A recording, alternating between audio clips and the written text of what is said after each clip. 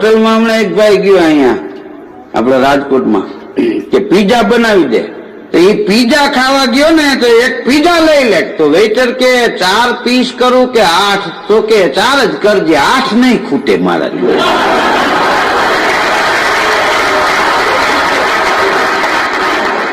ખોરાક ઘટી ગયા છે. હવે પીસ ભલે ગમે એટલે પીજો તો એક જ છે ને.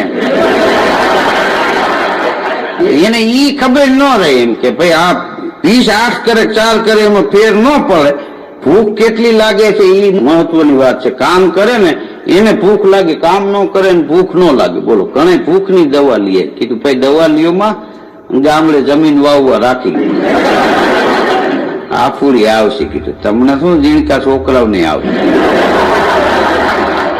આ ગામડામાં તમારે હજી ચોખા દૂધ ને દહીં ને છે ને, હમણાં એક ભાઈ ની કિરીને ગયો ને તો એને નાનકડા છોકરાને હુરવડો અને ભેંસના દૂધની શીશી ભરી છોકરાને મોઢામાં આપેલી. છોકરો રાડો રાડ, પણ મૂળ જોયું ને તો પછી ઈ બૂથમાં તર હલવાઈ ગઈ.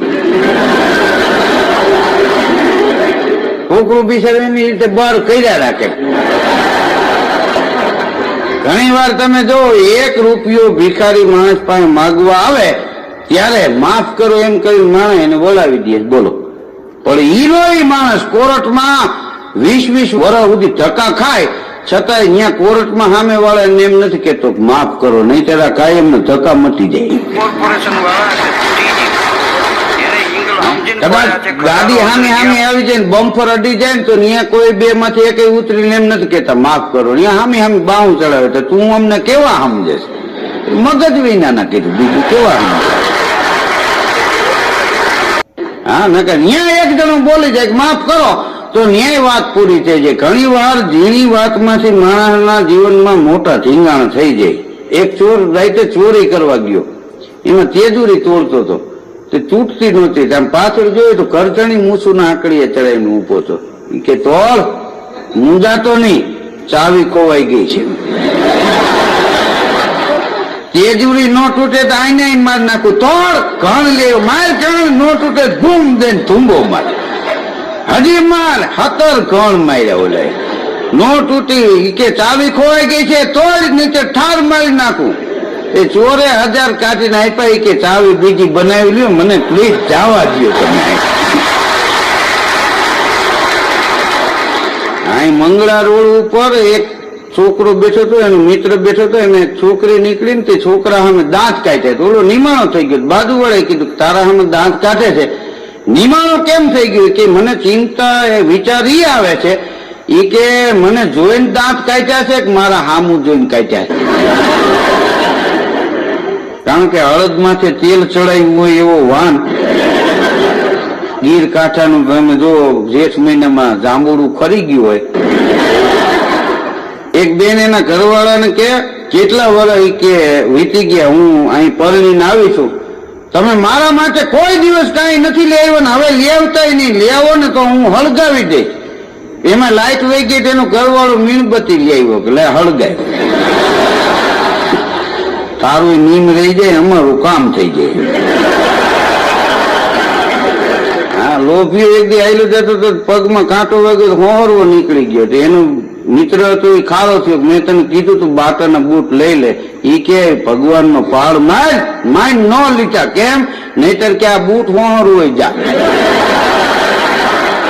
ખોટું. એ કે બૂટ બગડ્યા ને આપણું, આ પગ બગડ્યો એ કઈ નહીં. એક છોકરાએ એક છોકરીને કીધું કે હું તારા ફળિયામાં રૂપિયાનો સિક્કો ફેંકું ને તો કે રેસકોર્સ મળવા આવજે. એમને એક દી ખણીને દઈને અવાજ આવ્યો. છોકરો તો વહી ગયો પણ છોકરી ગઈ નહીં. બીજે દી ભેગો થયો તો કે કાલ મેં સિક્કો ફેંક્યો, તું કેમ ન આવી રેસકોર્સ? તો કે મેં જોયું તો સિક્કો તો ક્યાંય હતો નહીં. એ કે તો હુતરીમાં બાંધીને નાખ્યો, પાછો ખેંચી લીધેલો. તો કે લુકા હું તારી પાસે આવું.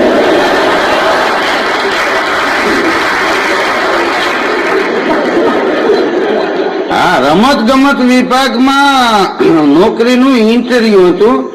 એમાં એક ગામડેથી એક ભાઈ ગયો તો સાહેબ કે તમને રમત ગમતમાં બધું ફાવે છે કે? હા, ગોળા ફેંક, તો કે સાહેબ હું ને મારા બાપુજી વાડીએ બેઠા હતા, મારા બાપુજી એક મુઠ્ઠી બાજરાનું ઘા કર્યો ને 2000 મણ બાજરો થયો. ગોળા ફેંક કે આથી મોટા ગોળા કેટલાક હોય? સાહેબ ઓઈલો ગોળો કે આ ગપ ગોળા સમજ. સ્કૂલમાં એક છોકરો નાપાસ થયો, તેને સાહેબ એવા બધા ખારા છે કે તને હું કેદું નું કહું છું, તું રજા હાલતા રાખી દે, તું ભણવાનું ધ્યાન નથી દેતો, નહીતર નાપાસ ન થાત. છોકરો કે સાહેબ તમારી કેટલી ઉંમર થઈ? કે 45 વર્ષ થઈ. કે 45 વર્ષ થઈ? હું આ બધા શિક્ષકોને જોઉં છું, એક એક વિષય તમારે હોય બોલવાનો, હું એકલો 8 વિષયમાં કેટલેક ભોગવું. એક દી દવાખાને એક ભાઈ ગયા. રાજકોટમાં તમે જુઓ દવાખાના, જ્યાં જુઓ ને દવાખાના, જ્યાં જુઓ ને દવાખાના, હળવે હળવે ઘેરે ઘેરે આવી છે. મને ઘરના ડોક્ટર સવાર મોઠીને કોણ માંદું છે ઈ કામ લેવાનું. ડોક્ટર ને જઈને માણસ કે મારા માથામાં ફૂગ આવી ગઈ છે, દવા આપો. ડોક્ટર કે તમે ટકો કરાવી નાખો. હા, અને પછી એવું લાગે DDT છાંટી દેજો, કાં ઉથીની દવા મારી દેજો. હા, ઉથી એને ઉથી શું કામ કે છે? એ આવે જમીનમાંથી ને હાલે ઊંઠી, એટલે એનું નામ ઊંઠી છે. નહીતર એમ ન કે અમારી સીધી નીકળી. એક પતિ પત્ની ને ઝઘડો થઈ ગયો, 2 જણા બાયતા બહુ. ઓલો નાસ્તો કર્યા વગર એનું ઓફિસે વહી ગયો. દિવસના 12:30 વાગે ફોન કર્યો. એની ઘરવાળીને કે શેનું શાક બનાવ્યું છે? તો કે કાલનું છે ને કાલની રોટલી છે. તો કે તું જમી લેજે, હું હોટલમાં જમીને આવું છું. એટલે ઈ એને ખવડાવવું તેને. ભાઈઓ તમે જો કોઈ પણ આઈટમ બનાવે પેલો પ્રયોગ એના પતિ ઉપર કરે, એને પચી જાય કે કૂતરા નાખે. હા, નિશાળમાં વિદ્યાર્થીઓને સાહેબે કીધું કે આપણે બધાને કાલે આબુ હવા ખાવા જવાનું છે. તો નિશાળીએ કે સાહેબ થાળી વાટકો લેતા આવી. કારણ કે ગામડામાં આપણે જમવા જતા થાળી વાટકો લઈને જતા ને ઈ દેશી લાડવા ખળીને ખળીને ખળીને ખળીને થતા જતા. પણ ઈ ચોખ્ખો માલ હતો, કોઈ કોઈ વખતમાં બીમાર ન પડતા. લાડવો ગોળ હોય તો જ ખાવાની મજા આવે. તમે જો, હા, નહીં તો એને તમે હાંભેલા જેવો લાંબો કરો, પકડીને ખાવા થાય. શક્કરપારા રહ્યા ને ઈ આમ કાચખૂણા જેવા હોય તો જ રૂડા લાગે. એને ગોળ ઠેરિયું વાળો લ્યો. હા, એનું માયતમ વહી જાય. રીંગણા ઉભા ચીરીને ફરો તો જ રૂડા લાગે. આડા કાપા મારીને લોટ વહીને મારીને ઢરબો.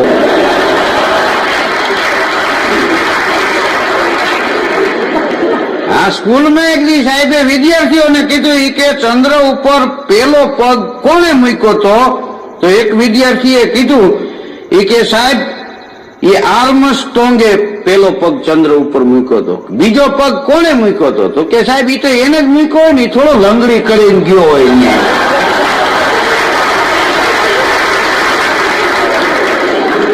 અહીંયા ધર્મેન્દ્ર રોડ ઉપર કાપડની દુકાને એક ભાઈ કાપડ લેવા ગયો ને, તો વેપારીને કે કાપડ બતાવો. તો વેપારી કે પ્લેનમાં બતાવું. કે હવે 700 ના કાપડમાં થોડું પ્લેનમાં જવાય, અહીંયા દેખાય ને. એક સાધુ મહાત્મા નીકળ્યા એક દી કુવાના કાંઠે. તો ત્યાં એક સુવાક્ય લખ્યું હતું. સુવાક્યનો અર્થ એ થાય કે સારા માણસના મોઢામાંથી નીકળેલ વાક્ય હોય એને સુવાક્ય કહેવાય. સજ્જન મહાપુરુષના મુખમાંથી જે શબ્દ નીકળ્યા હોય એને સુવાક્ય કહેવામાં આવે. સાધુએ સુવાક્ય વાંચ્યું. શું લખ્યું હતું? કે માણસ ધારે કરી શકે. ત્યારે એ સાધુને એમ થયું કે હું ગમે એમ તો ભલે સાધુ થઈ ગયો, પણ મૂળ માણસ ને મારે આ નક્કી કરવું છે. આ લખવા વાળો છે એ લખ્યું છે એ સાચું છે. માણસ ધારે એ કરી શકે. એટલે એ ગામના પાદરમાં જઈને એને આસન લગાડી દીધું. એ સાધુ આસન માંડીને બેહી ગયા. 1 2 3 દી થયા. આખા ગામમાં ચર્ચા મંડી થવા કે ગામના પાદરમાં કોઈ સંત આવીને એક આસને બેહી ગયા છે. કાંઈ ખાતા નથી, કાંઈ પીતા નથી, કાંઈ બોલતા નથી, હલતા નથી, ચલતા નથી. તો નગર શેઠને એમ થયું કે મારી ફરજમાં આવે, મારે જવું જોઈએ. એટલે નગર શેઠ ગયા, પગે લાગ્યા સાધુને અને કીધું કે અહીંયા કેમ બેઠા છો? તમારે અમારા લાયક કઈ કામકાજ હોય તો કેવું જોઈએ. અમને તો આજ ખબર પડી કે અહીં તમે 3 દિવસ ત્યાં બેઠા છો. અમારા જેવું કઈ કામકાજ હોય તો કયો. ત્યારે ઈ સંત મહાત્મા એટલું બોલ્યા કે તારે દીકરા દીકરી કેટલા છે? કે 2 દીકરા છે ને 1 દીકરી છે. હું આ ગામનો નગર શેઠ છું. તો કે મારે તારી દીકરી હારે લગ્ન કરવા છે. એને જોવું તું કે માણસ તારે ઈ કરી શકે, લખ્યું છે, ખાતું છે ઈ કે ખોટું છે. એટલે નગર શેઠ સમજલો માણસ, એને એમ થયું કે આ તો યોગી છે, આના સામે સમજ્યા વિનાની વાત ન કરે. કે વાંધો નહીં મહારાજ, મારી દીકરીને મારે પૂછવું જોઈએ ને, કે પૂછીને કાલ આવજે. નગર શેઠ ઘેરે ગયા, વાત ન કરી, પણ રાતે પડખા ફરતા હતા. આખો પરિવાર હોઈ ગયો. 2-3 વાર બેઠા થયા, પાછા હુતા પડખા ફરતા હતા ને, તો દીકરી વાતને કળી ગઈ કે બાપુજી શું છે આજ તમને કેમ નીંદર નથી આવતી? તો કે કાંઈ નથી. કે ના કાંઈક છે. તો કે એક સંત મહાત્મા 3 દિવસથી આસન લગાવીને બેઠા. હું ત્યાં ગયો. બેટા મેં એને કીધું કે અમારા જેવું કામ હોય તો બોલો. ત્યારે એને એમ કીધું કે તમારી દીકરી હારે મારે લગ્ન કરવા. તો કે ઈ સાધુ બની ગયેલો મહાપુરુષ છે ને, ઈ અમથો ન કહેતો હોય. બાપુ એક કામ કરો, આપણે એનું ઈ રહી જાય ને આપણું વેણ રહી જાય. તો શું કરવું? તેજુરી માંથી એક હીરો લેવી, હાથું મોતીનું, અને આપ્યું હાથમાં નગર શેઠને કે આ જોગી પાસે જાઓ અને એને એમ કહો કે આવા 5 રતન હોય ને તમારી પાસે, 5 હીરા, તો મારી દીકરી તમને પરણશે, તમારે લગ્ન કરશે. શેઠ ગયા, પગે લાગ્યા. એટલે સાધુ મહારાજે પૂછ્યું, તમારી દીકરીને પૂછ્યું? તો કે હા. શું કે છે? ત્યારે એ હાથમાં હતું એ રતન, એ હીરો આપ્યો. એ કે આવા 5 હીરા તમે લઈ આવો તો મારી દીકરી તમારી સાથે લગ્ન કરે. કોઈ વાંધો નહીં. સાધુ ચલતા ભલા ઉભા થઈ ગયા, અને એ સાધુ એટલું બોલ્યા શેઠને કે આવા હીરા આવા મોતી મળે ક્યાં? નગર શેઠ બુદ્ધિશાળી, એને એમ થયું કે આને દરિયો બતાવી દો. એટલે મોતી ગોતવા જાય ને, પાછા ન આવે. કે દરિયામાં મળે. સંત મહાત્મા અલખ નિરંજન કરતા ઉપડ્યા. એ દરિયાના કાંઠે ગયા, અને એ જોડી એને ચીપીઓ અને કમડળ મૂકી દીધું, અને એક કમડળ હાથમાં લીધું અને લઈને મીંડા દરિયો ઉલેચવા. 3 દિન 3 રાત દરિયો એનું કમડળથી ઉલેચતા રહ્યા. ત્યારે આકાશવાણી થઈ કે હે જોગીરાજ, આ કમડળથી દરિયો ન ઉલેચી શકાય, તમારે શું છે? હાથમાં હીરો મોતી હતું, બતાવ્યું કે આવા મોતી મારે જોઈએ. તો કે એમાં શું, હવે ઉલેચતા નહીં, હમણાં આવે છે. દરિયામાંથી વેળ આવી અને ફાટ ભરાય એટલા મોતી કાંઠે ઘા કરી દીધો દરિયાએ કે લઈ લો આ. ત્યારે એક જ મુઠ્ઠી ભરી કે મારે તો એક જ મુઠ્ઠી જોઈએ છે, વધારે નથી જોતા. બીજા તમે તમારે પાછા જવા દો દરિયામાં. એ સાધુ મહાત્મા એક મુઠ્ઠી ઈ હીરા રતન લઈને આવ્યા. ગામના પાદરમાં પાછા બેઠા. શેઠને ખબર પડી કે ઈ જોગીરાજ આવ્યા છે. એટલે શેઠ પાછા આવ્યા. શું થયું? તો કે તું તો એક મોતી એક હીરો કેતો હતો ને? કે હા. કે હાલે આ એક મુઠ્ઠી, હવે મારી લગ્ન કરશે ને. પછી શેઠ હીરા મોતી લઈને ગયા, એની દીકરીને વાત કરી કે આવા ક્યાંય મળે નહીં, અને આ જોગીરાજ આવા હીરા મોતી લઈ આવ્યા છે. ઈ દીકરીએ કીધું કે ઈ જોગી કોઈ સામાન્ય નથી, લગ્નની તૈયારી કરો. એટલે ઢોલને હરણાયું મીંડા વાગવા, અને નગર શેઠ આવ્યા જોગી પાસે કે હાલો મહાત્મા મારા ઘેરે પધારો. 2 હાઈલે જતા હતા, એમાં ઢોલને શરણાયું બંગલામાં સાંભળ્યા ને, એટલે ગામના ઝાપામાં દાખલ થતા પૂછ્યું કે આ શું વાગે છે? કે ઢોલને શરણાયું.